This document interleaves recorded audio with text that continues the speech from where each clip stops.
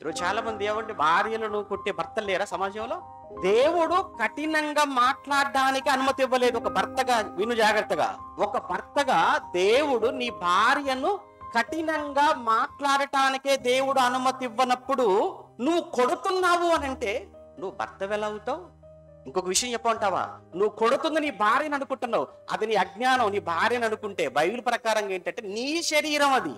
నీ భార్య అంటే నీ దేహం, నీ భార్య అంటే నీ శరీరం.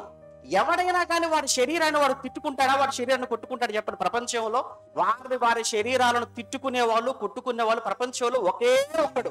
వాడెవడంటే దయ్యం పట్టినవాడు.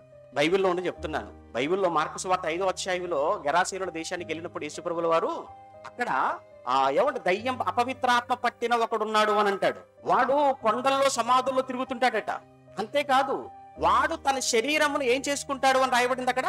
తన శరీరమును గాయపరుచుకుంటాడు. ప్రతిరోజు తన శరీరాన్ని గాయం చేసుకుంటున్నాడట.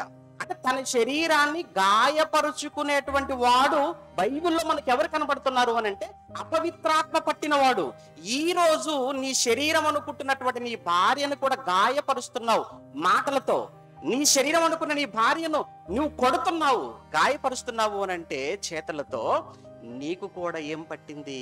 అపవిత్రాత్మ పట్టిందని అర్థం.